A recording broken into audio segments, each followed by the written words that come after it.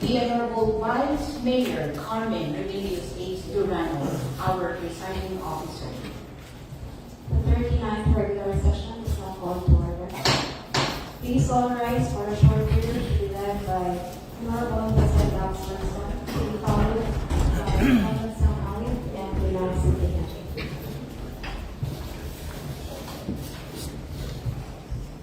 So let's put ourselves in the presence of God.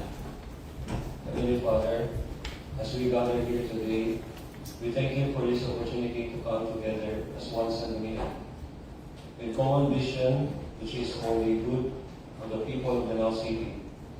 May you guide us in every step and grant us wisdom to navigate every challenge with peaceful heart. May your light shine up through us so we can be your instrument.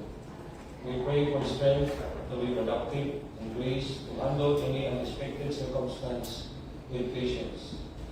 Help us to achieve our goals for our beloved city while remaining mindful of the needs of the people that we are serving. We also pray for world peace. We ask for your divine intervention and replace conflict with understanding, war with harmony. We pray for wisdom for world leaders and protection of innocent and vulnerable. We surrender our worries to you and trust that you will provide. In Jesus' name we pray. Amen. Father, Son.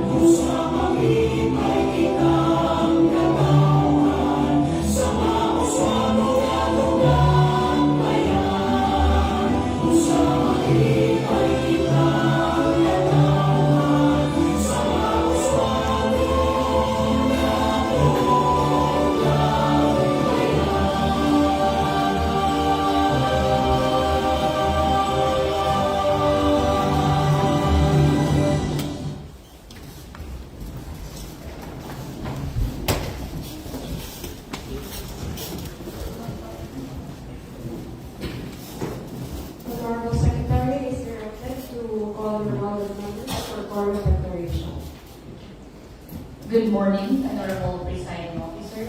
Good morning, Honorable Council.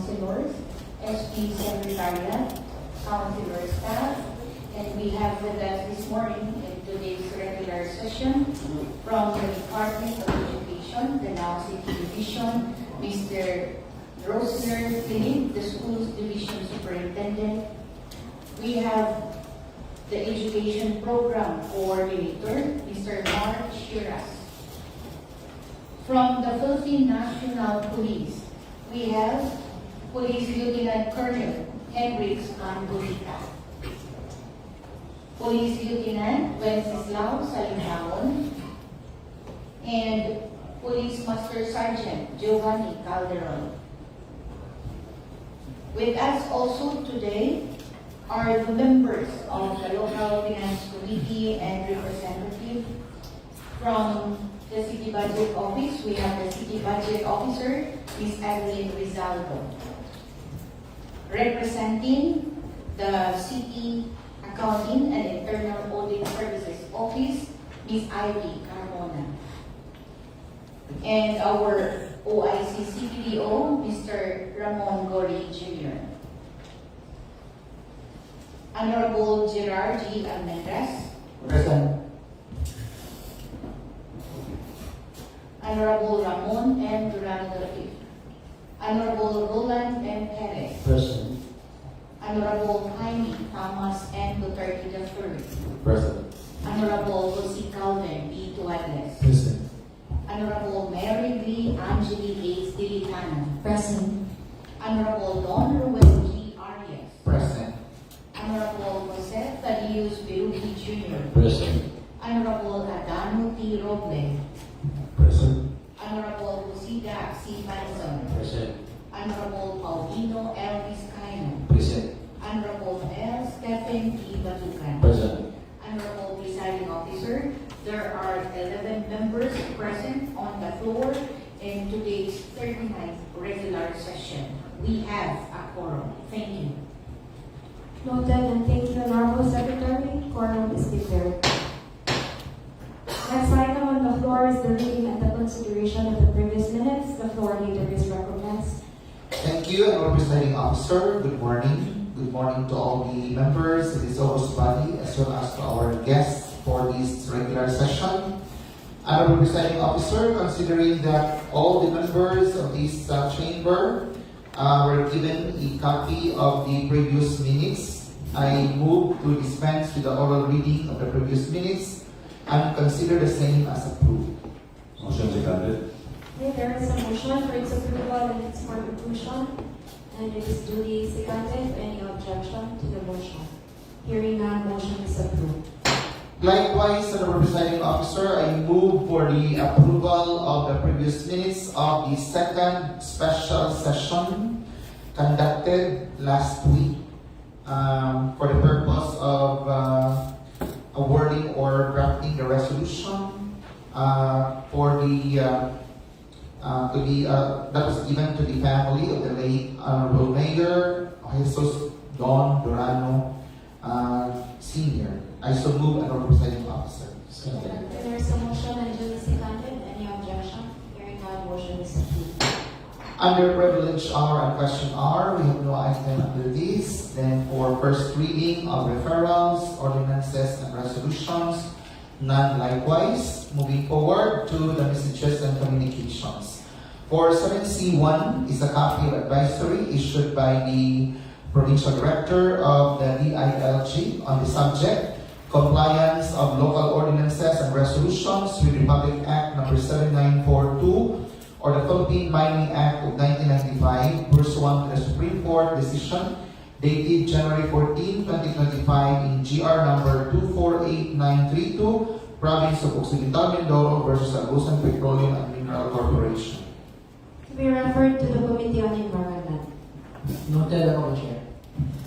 For 7C2 is the first endorsement from the Office of the City Mayor requesting for the passage of a resolution authorizing the Honorable City Mayor to represent the city government of Danao in a deed of absolute sale to be entered into and between by the city and Belinda El Selga, Floro Laguna, Sergio Laguna Sr., Jr., and Lucia L. Bentic for the acquisition of 7,883 square meters of land in Bogon Cruz, Danao City for the implementation of the Danao City Socialized Housing Project. To be referred to the Committee on Laws.